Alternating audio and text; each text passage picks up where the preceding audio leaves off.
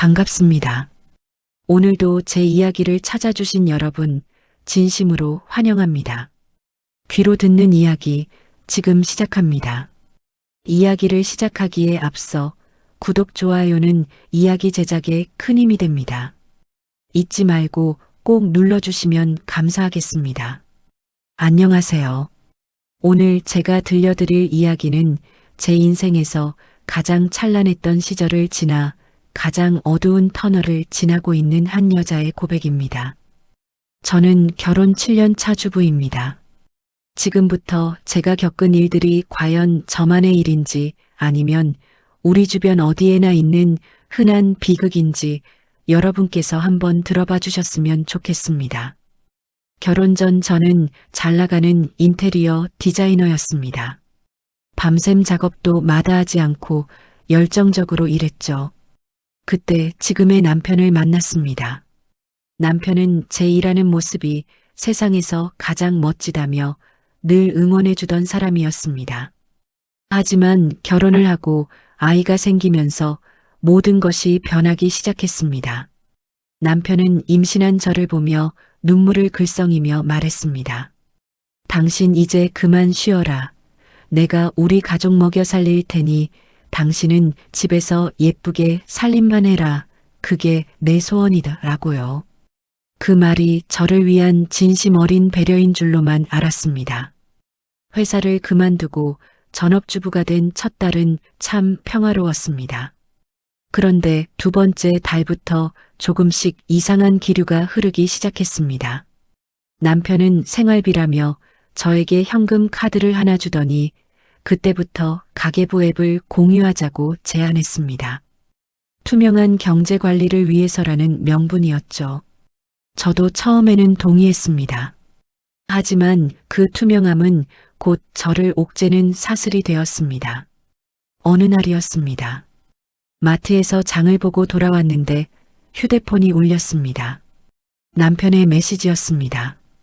당신 오늘 마트에서 85,000원 썼네. 그런데 항목 중에 수입 포도가 있더라. 지금 우리 형편의 수입 포도가 꼭 필요해? 라고 묻더군요. 순간 머리가 멍해졌습니다.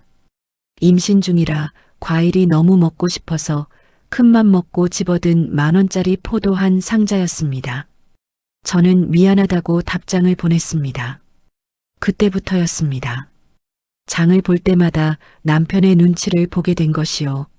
시간이 흘러 아이를 낳고 육아에 전념하면서 저는 제 옷 한 벌, 화장품 하나 제 돈으로 사본 적이 없습니다. 아니, 제 돈이라는 개념 자체가 사라졌습니다. 남편은 매달 정해진 생활비를 주면서도 그 안에서 제가 무엇을 썼는지 꼼꼼히 검사했습니다. 한 번은 친정 어머니 생신이라 조그만 선물을 사고 싶다고 말했습니다. 그러자 남편은 정색하며 이렇게 말하더군요. 당신은 집에서 노는데 돈이 왜 필요해? 우리 부모님 생신 때도 우리는 정해진 액수만 보냈잖아. 형평성에 어긋나게 왜 당신 마음대로 하려고 해? 라고요. 집에서 노는데 돈이 왜 필요하냐니요. 하루 종일 아이 기저귀 갈고 집안 청소하고 밥 차리고 남편 오기 전까지 쉴 틈 없이 움직이는 제 노동은 남편 눈에는 그저 노는 것으로 보였나 봅니다. 남편은 제가 경제활동을 하지 않는다는 이유로 저를 집안의 일꾼이나 하녀처럼 취급하기 시작했습니다. 어느 날은 친구 결혼식이 있어 외출 준비를 하는데 남편이 제 옷차림을 보더니 혀를 찼습니다. 그 옷 5년 전 거 아니냐며 쪽팔리게 그러고 가려냐고 묻더군요. 저는 기가 막혀서 대답했습니다. 당신이 옷 살 돈을 안 주는데 내가 무슨 돈으로 새 옷을 사냐고요. 그랬더니 남편은 비웃으며 말했습니다. 당신이 능력이 있으면 벌어서 사 입으면 되잖아. 내가 주는 돈은 먹고 자는데 쓰는 돈이지 당신 꿈이라고 주는 돈 아니야 라고요. 그날 결혼식장에서 친구들을 만났는데 눈물이 쏟아질 것 같아 화장실로 숨어들었습니다. 세련된 옷차림에 당당하게 자신의 일을 이야기하는 친구들 사이에서 저는 한없이 작아졌습니다. 남편은 저를 경제적으로 고립시켜서 자신의 손바닥 안에서 조종하고 싶어 하는 것 같았습니다. 제가 조금이라도 반항하려고 하면 생활비 지급을 늦추거나 카드 한도를 줄여버리는 식으로 저를 길들였습니다. 한 번은 아이가 아파서 급하게 병원을 가야 하는데 카드 잔액이 부족하다고 뜨는 겁니다. 남편에게 전화를 걸었더니 회의 중이라며 끊어버리더군요. 아이는 열이 펄펄 끓는데 저는 병원 로비에서 발만 동동 굴렀습니다. 결국 친정엄마에게 전화를 걸어 몇만 원만 보내달라고 부탁하며 엉엉 울었습니다. 엄마는 무슨 일이냐며 당장 달려오겠다고 하셨지만 저는 엄마에게 제 비참한 현실을 다 보여줄 용기가 나지 않았습니다. 저녁에 돌아온 남편에게 어떻게 이럴 수 있냐고 따졌습니다. 아이가 아픈데 돈이 없어서 병원도 못 가게 하면 어떡하냐고 소리쳤습니다. 그런데 남편의 반응은 더 가관이었습니다. 당신이 평소에 아껴 썼으면 잔액이 왜 부족하겠어? 당신 가계부 보니까 어제 커피 한 잔 마셨더라. 그런 사치를 부리니까 정작 필요할 때 돈이 없는 거야. 라고 오히려 저를 나무랐습니다. 이 남자는 사람이 아닙니다. 그저 돈이라는 무기로 저를 지배하고 굴복시키려는 괴물 같습니다. 저는 이제 더 이상 이렇게 살 수 없다는 생각이 들었습니다. 하지만 막막했습니다. 7년 동안 경력이 끊긴 제가 다시 사회로 나갈 수 있을지, 아이는 어떻게 키워야 할지 두려움이 앞섰습니다. 남편은 제 이런 불안함을 너무나 잘 알고 있었습니다. 그래서 더 당당하게 저를 무시하고 짓밟았습니다. 그러던 어느 날 저는 남편의 서재를 청소하다가 우연히 남편의 비밀 장부를 발견하게 되었습니다. 그 장부에는 제가 상상조차 하지 못했던 남편의 추악한 진실이 담겨 있었습니다.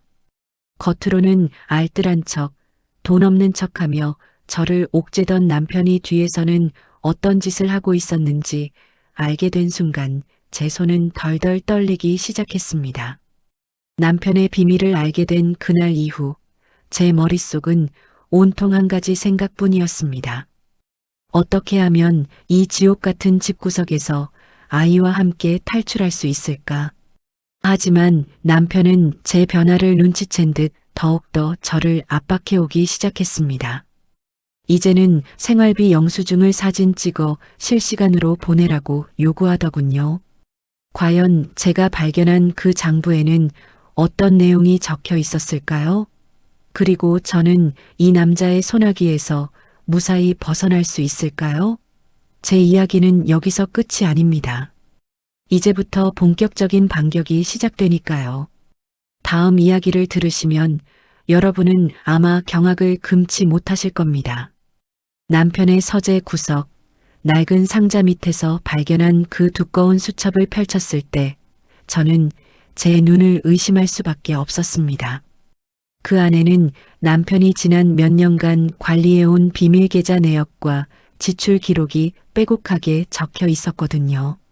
저에게는 아이 분유값 몇천 원 아끼라고 소리를 지르고 임신한 아내가 포도한 상자 먹고 싶다는 말에 생활비 타령을 하던 그 사람이었습니다. 그런데 그 수첩 속 세상은 제가 알던 현실과 너무나 달랐습니다. 수첩에는 강남의 어느 오피스텔 월세 입금 내역과 함께 이름 모를 여자에게 매달 수백만 원씩 송금한 기록이 가득했습니다. 명품 가방, 고급 시계, 한 끼에 수십만 원이 넘는 오마카세 식당 결제 내역까지 제가 아이 내복 한 벌 살 때마다 손을 떨며 가계부 앱에 입력을 하던 그 시간에 남편은 밖에서 왕처럼 군림하며 돈을 뿌리고 다녔던 겁니다.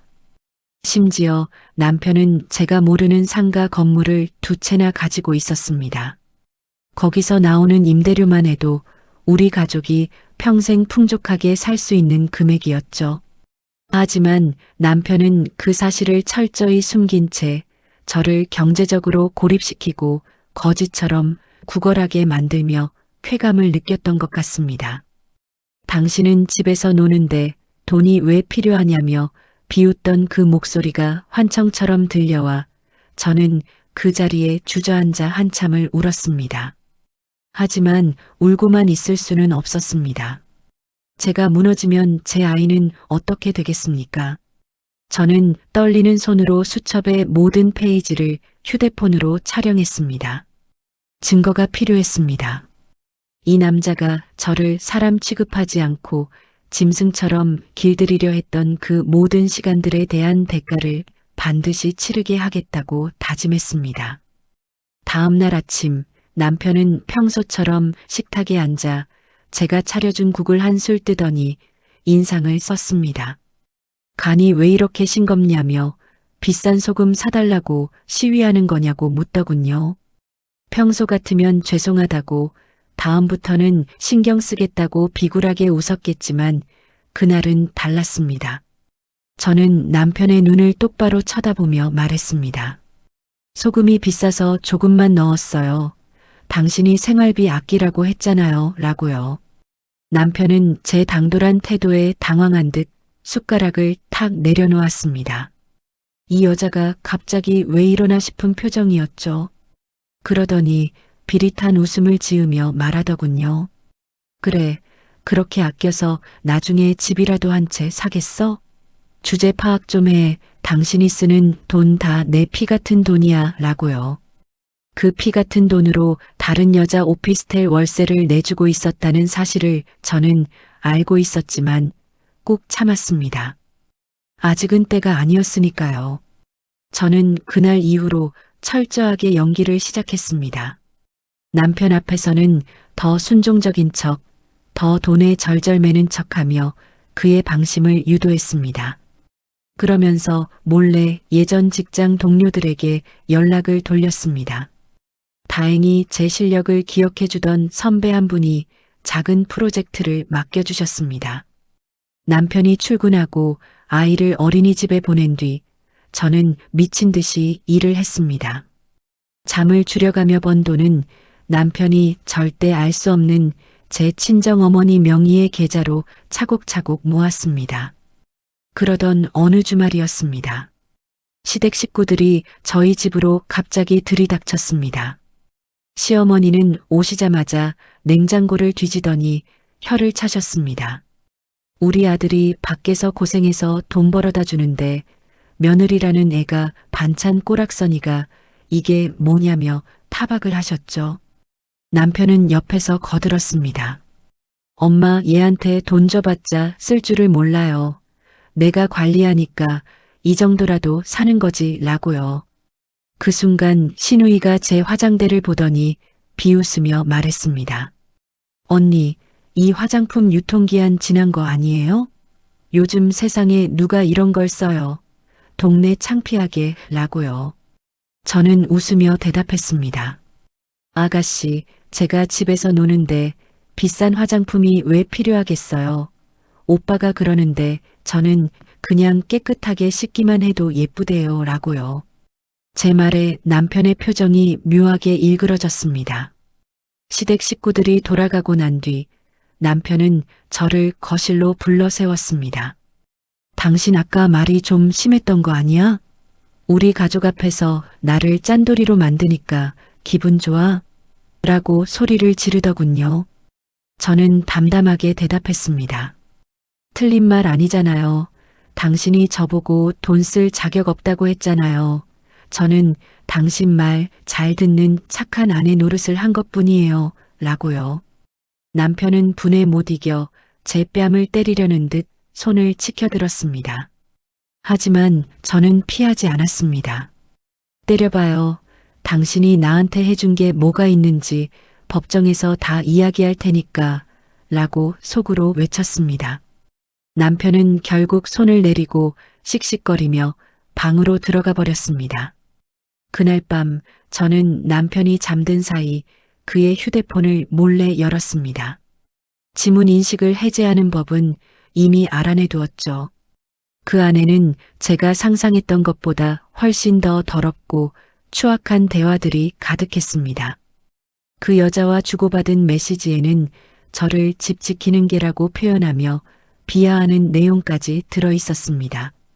우리 와이프는 돈 10,000원만 줘도 벌벌 떨면서 고마워해.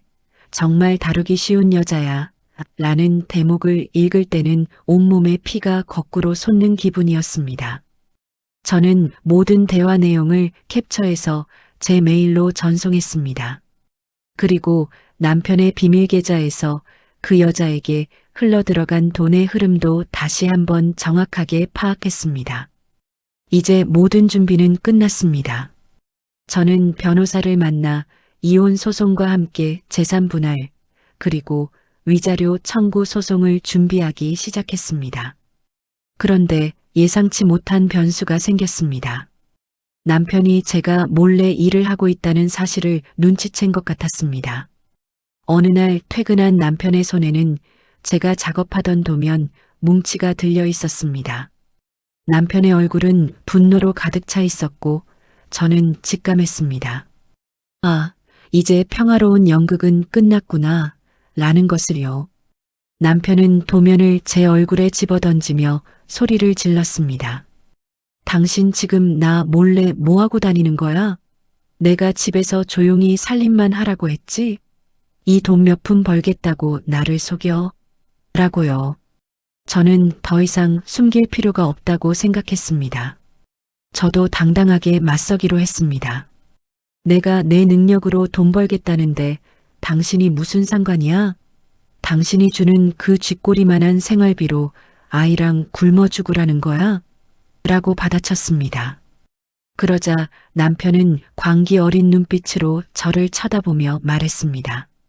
당신이 감히 내 뒤통수를 쳐? 좋아, 당신이 번 돈, 그리고 앞으로 벌 돈까지 내가 어떻게 하는지 똑똑히 보여줄게. 당신은 평생 내 손바닥 안에서 못 벗어나라고요. 남편은 그 길로 제 휴대폰을 뺏으려 들었고 저희 집안은 순식간에 아수라장이 되었습니다. 아이는 방 안에서 울음을 터뜨렸고 저는 아이를 지키기 위해 필사적으로 남편을 밀쳐냈습니다. 남편은 이제 본색을 드러내며 저를 위협하기 시작했습니다. 과연 저는 이 미친 남자의 폭력과 협박 속에서 무사히 빠져나갈 수 있을까요? 그리고 제가 준비한 비장의 카드는 과연 남편을 무너뜨릴 수 있을까요? 이제 진짜 전쟁이 시작되었습니다. 여러분, 제가 이 싸움에서 이길 수 있도록 끝까지 지켜봐 주세요. 남편의 손이 제 목을 조여오던 그 절체절명의 순간, 저는 제 주머니 속에 숨겨둔 물건을 꽉 쥐었습니다. 그건 남편의 인생을 송두리째 바꿀 수 있는 마지막 열쇠였습니다. 남편의 거친 손이 제 목을 조여오던 그 순간, 정말 세상이 노랗게 변하는 것 같았습니다. 숨이 턱 막히는데 저 멀리서 우리 아이의 울음소리가 들리더군요. 그 소리에 정신이 번쩍 들었습니다. 내가 여기서 잘못되면 우리 아이는 저 악마 같은 남자 손에 어떻게 될까? 그런 생각이 들자 어디서 그런 괴력이 나왔는지 모르겠습니다. 저는 죽으림을 다해 남편의 팔을 뿌리치고 침실로 도망쳐 문을 잠갔습니다. 남편은 밖에서 문을 쾅쾅 두드리며 소리를 질렀습니다. 야, 이년아, 당장 문 열어. 너 오늘 제삿날인 줄 알아? 라고요. 저는 덜덜 떨리는 손으로 휴대폰을 찾아 변호사님께 문자를 보냈습니다. 살려달라고, 지금 남편이 폭력을 행사하려고 한다고요. 그리고 주머니 속에 있던 그것을 꺼냈습니다. 바로 소형 녹음기였습니다. 혹시 몰라 며칠 전부터 켜두었던 건데 방금 전 남편의 폭언과 폭행 미수 상황이 고스란히 담겨 있었습니다. 경찰이 닥치고서야 상황은 일단락되었습니다. 남편은 경찰 앞에서는 아주 억울한 표정을 지으며 아내가 요즘 우울증이 심해서 정신이 이상하다. 내가 흥분한 아내를 말리려다 오해가 생긴 거다. 라며 연기를 하더군요. 기가 막혔습니다. 하지만 저는 말없이 녹음기를 경찰에게 제출했습니다. 녹음 파일 속 남편의 광기 어린 목소리와 제 비명, 그리고 아이의 울음소리가 흘러나오자 남편의 얼굴은 흙빛으로 변했습니다. 그날 밤 저는 아이를 데리고 친정으로 피신했습니다. 부모님은 제 목에 남은 붉은 손자국을 보시고 오열하셨습니다. 금지옥 옆 키운 딸이 그런 지옥 같은 곳에서 살고 있었는지 꿈에도 모르셨던 겁니다. 아버지는 당장이라도 남편을 찾아가 가만두지 않겠다고 나서셨지만 저는 아버지를 말렸습니다. 아버지, 법으로 무너뜨려야 해요. 그래야 그 사람이 다시는 우리를 건드리지 못해요. 라고요. 다음 날부터 본격적인 전쟁이 시작되었습니다. 변호사님을 통해 이혼 소장을 접수했고 가처분 신청을 통해 남편이 저와 아이에게 접근하지 못하도록 조치했습니다. 그리고 저는 남편의 비밀 장부와 휴대폰 캡처 내용, 그리고 녹음 파일 등 수집해둔 모든 증거를 법원에 제출했습니다. 남편은 처음에는 적반하장으로 나왔습니다. 저를 상대로 맞소송을 제기하며 제가 허영심이 심해 생활비를 탕진하고 가정을 소홀히 했다고 주장했습니다. 심지어 제가 몰래 일을 해서 번 돈을 증거로 제출하며 제가 경제 능력이 있으니 양육비는 줄 수 없다고 억지를 부렸습니다. 당신은 집에서 노는데 돈이 왜 필요해? 라고 입버릇처럼 말하던 사람이 이제 와서 제가 번 푼돈을 내세워 책임을 회피하려는 모습이 참으로 가증스러웠습니다. 하지만 법정은 남편의 거짓말에 속지 않았습니다. 남편이 숨겨둔 막대한 재산과 상가 건물, 그리고 외도 사실이 하나둘씩 드러나자 재판장님의 표정도 굳어졌습니다. 특히 결정적인 것은 남편이 그 여자에게 보낸 메시지 내용이었습니다. 우리 와이프는 집 지키는 개니까 신경 쓰지 마. 돈 몇 푼이면 꼬리 흔드는 년이야. 라는 대목이 법정 스크린에 띄워졌을 때 방청석에서는 야유가 터져 나왔습니다. 남편은 고개를 푹 숙인 채 아무 말도 하지 못했습니다. 결국 재판은 제 완승으로 끝났습니다. 법원은 남편에게 위자료와 재산 분할로 막대한 금액을 저에게 지급하라고 판결했고 아이의 양육권도 제가 가져오게 되었습니다. 또한 남편이 숨겨둔 상가 건물 2채에 대해서도 재산 분할 대상에 포함시켜 제가 정당한 권리를 찾을 수 있게 되었습니다. 판결문이 낭독되던 날 저는 남편을 쳐다보았습니다. 한때는 제가 세상에서 가장 사랑했던 남자 하지만 돈이라는 악마의 영혼을 팔아버린 그 남자는 이제 모든 것을 잃고 허망한 표정으로 앉아 있었습니다. 그는 저에게 다가와 작은 목소리로 말했습니다. 미안하다. 한 번만 기회를 주면 안 되겠냐 라고요. 저는 차갑게 웃으며 대답했습니다. 당신이 미안한 건 저에게 저지른 잘못이 아니라 당신의 그 소중한 돈을 잃게 된 현실이겠죠. 기회는 당신 스스로 걷어찼어요. 라고요. 그리고 저는 아이의 손을 잡고 당당하게 법원을 걸어 나왔습니다. 햇살이 참 눈부시게 부시더군요. 하지만 이야기는 여기서 끝이 아닙니다. 이혼 후 저는 남편의 추악한 이면을 알게 된 또 다른 피해자가 저뿐만이 아니라는 사실을 알게 되었습니다. 남편이 그토록 아꼈던 그 상가 건물에 얽힌 또 다른 엄청난 비밀이 저를 기다리고 있었거든요. 과연 그 상가 건물에는 어떤 비밀이 숨겨져 있었을까요? 그리고 저는 그 비밀을 통해 남편에게 마지막 일격을 가할 수 있을까요? 법원 문을 나선 뒤 저는 한동안 멍하니 하늘만 바라보았습니다. 이제 정말 끝이구나. 이제야 내 인생을 되찾았구나 싶었죠. 하지만 제 예상은 보기 좋게 빗나갔습니다. 판결이 나고 일주일쯤 지났을까요? 모르는 번호로 전화 한 통이 걸려왔습니다. 자기는 남편 명의의 상가 건물에서 작은 식당을 하던 임차인이라고 소개하더군요. 그분의 목소리는 절박함과 분노로 가득 차 있었습니다. 사모님, 제발 좀 도와주세요. 사장님이 건물을 담보로 말도 안 되는 대출을 받아서 저희 보증금이 다 날아가게 생겼어요. 라는 말이었습니다. 저는 뒤통수를 한 대 맞은 기분이었습니다. 제가 분할받기로 한 그 건물이 껍데기뿐인 깡통 건물일 수도 있다는 생각이 들었거든요. 확인해 보니 남편은 이혼 소송이 진행되는 와중에도 그 건물을 담보로 거액의 사채를 끌어다 쓰고 있었습니다.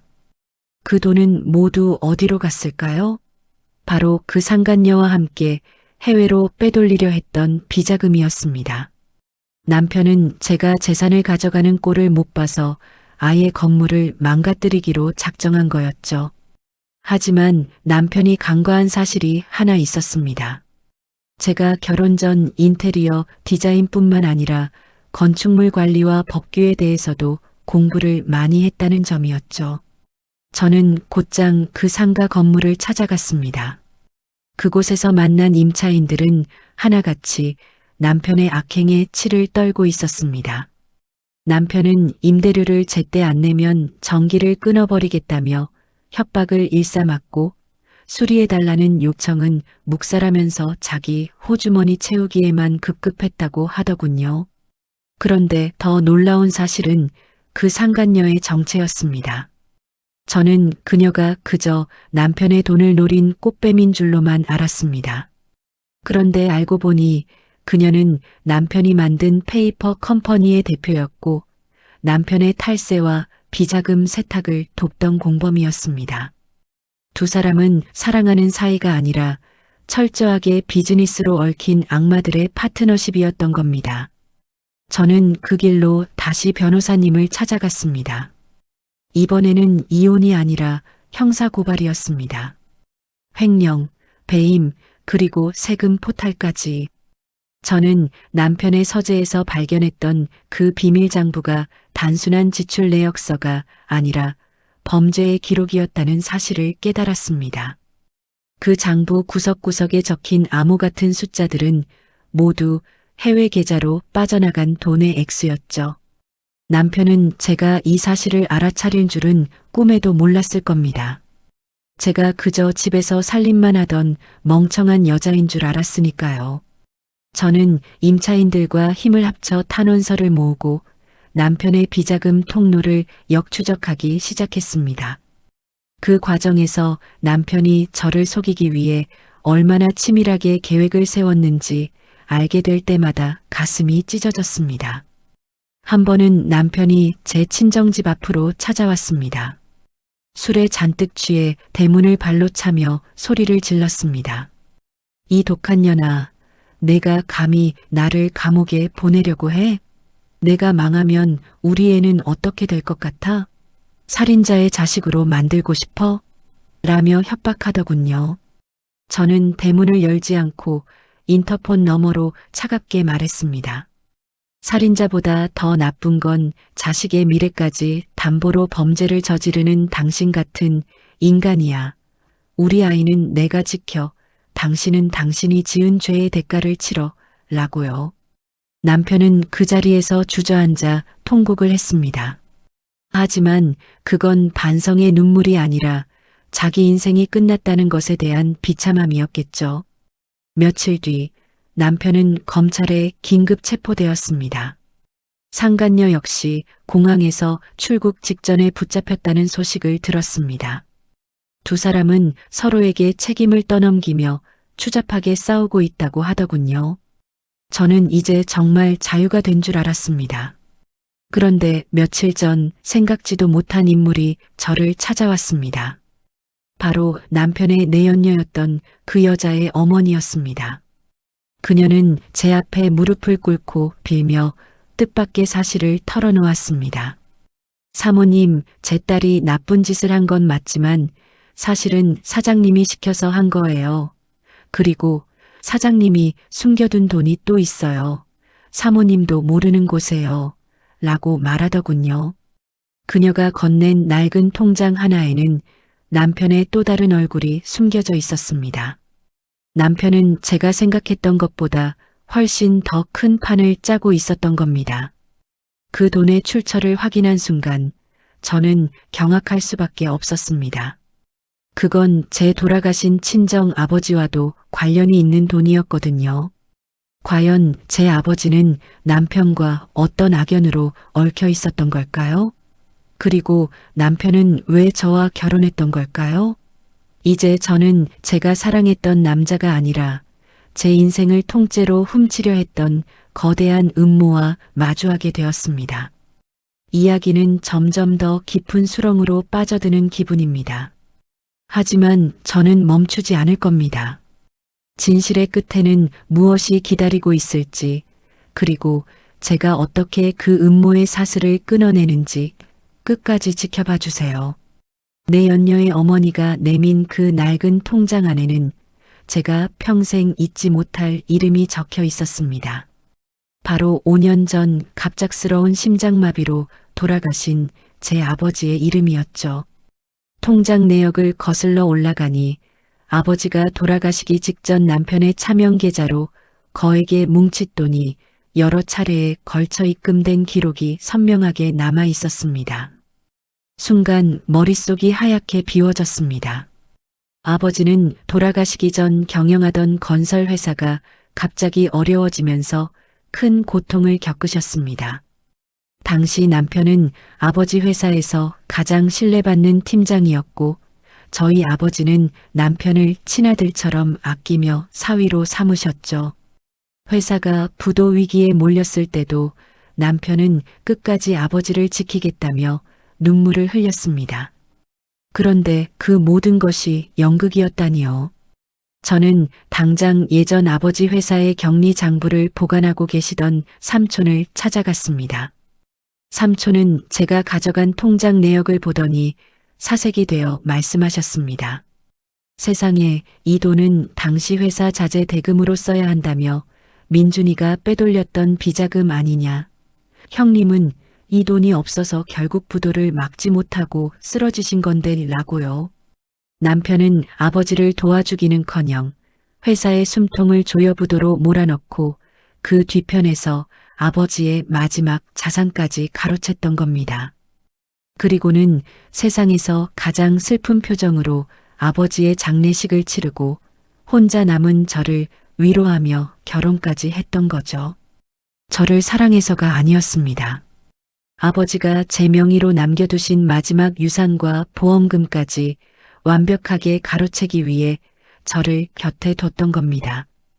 당신은 집에서 노는데 돈이 왜 필요하냐며 저를 윽박지르던 그 말들이 이제야 퍼즐처럼 맞춰졌습니다. 그는 제가 경제적으로 독립하는 것이 두려웠던 겁니다. 제가 다시 일을 시작하고 사람들을 만나다 보면 자신이 저지른 그 추악한 범죄의 흔적을 발견하게 될까봐 저를 집안에 가두고 무능력한 존재로 세뇌했던 것이죠.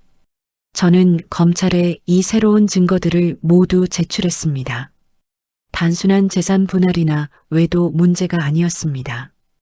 이건 명백한 사기이자 횡령, 그리고 한 사람의 인생을 송두리째 파괴한 계획 범죄였습니다. 남편은 구치소에서 저에게 수십 통의 편지를 보냈습니다. 제발 합의해달라고, 다 당신과 우리 아이를 위해 그랬던 거라고 구차한 변명을 늘어놓더군요. 하지만 저는 단 한 통의 편지도 읽지 않고 모두 불태워버렸습니다. 마지막 공판날 죄수복을 입고 법정에 선 남편을 향해 저는 처음으로 소리를 질렀습니다. 당신은 돈으로 나를 길들이려 했지만 결국 당신을 무너뜨린 건 당신이 그토록 우습게 여겼던 나의 의지였다고요. 당신이 뺏어간 우리 아버지의 명예와 내 인생 하나도 빠짐없이 다 되찾아오겠다고 선언했습니다. 결국 남편은 징역 7년이라는 중형을 선고받았습니다. 그와 공모했던 내연녀 역시 실형을 면치 못했죠. 남편이 숨겨두었던 해외 비자금과 상가 건물들, 그리고 아버지로부터 가로챘던 모든 재산은 몰수되어 저와 피해자들에게 돌아왔습니다. 사건이 모두 마무리된 뒤 저는 아버지의 묘소를 찾았습니다. 묘비 앞에 남편의 판결문을 내려놓으며 참 많이도 울었습니다. 아버지, 너무 늦게 알아서 죄송해요. 하지만 이제 저랑 우리 아이 정말 당당하게 잘 살게요. 라고 약속했습니다. 그로부터 1년이 지났습니다. 저는 다시 제 이름을 내건 인테리어 디자인 사무실을 열었습니다. 7년의 공백이 무색할 만큼 저는 미친 듯이 일에 매달렸고 제 실력을 다시 인정받기 시작했습니다.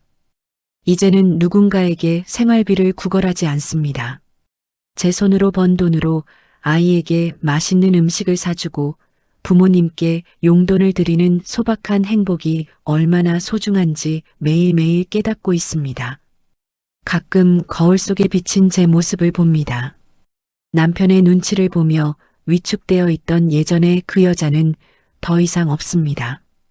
당당하게 자신의 삶을 책임지는 한 여자가 웃고 있을 뿐이죠. 혹시 지금 이 방송을 듣고 계신 분들 중에 저처럼 경제적인 이유로 혹은 상대방의 가스라이팅으로 인해 숨죽여 살고 계신 분이 있나요? 당신이 집에서 하는 그 모든 일은 결코 노는 것이 아닙니다. 당신은 충분히 가치 있는 존재이고 당신의 인생을 스스로 결정할 권리가 있습니다. 누군가 당신에게 돈이 왜 필요하냐고 묻는다면 당당하게 말씀하세요. 내 인생을 내가 꾸려나가는데 남의 허락은 필요 없다고요. 돈은 사람을 길들이는 도구가 아니라 우리가 사랑하는 사람들을 지키는 수단이어야 합니다. 제 긴 이야기를 들어주셔서 감사합니다. 저는 이제 아이의 어린이집 하원 시간에 맞춰 나갈 준비를 하려 합니다. 오늘 저녁에는 아이가 좋아하는 수입 포도를 아주 넉넉하게 사갈 생각이에요. 눈치 보지 않고 제 카드로 아주 당당하게요. 여러분의 삶에도 언제나 눈부신 햇살이 가득하기를 진심으로 응원하겠습니다. 저는 이제 정말 행복해질 준비가 되었습니다. 제 이야기는 여기서 마칩니다. 지금까지 제 사연을 들어주셔서 정말 고맙습니다. 다음번에는 저보다 더 희망찬 소식을 전해주실 다른 사연자분의 이야기가 기다리고 있겠죠? 그럼 여러분, 오늘도 자신을 가장 사랑하는 하루 보내시길 바랍니다. 안녕히 계세요.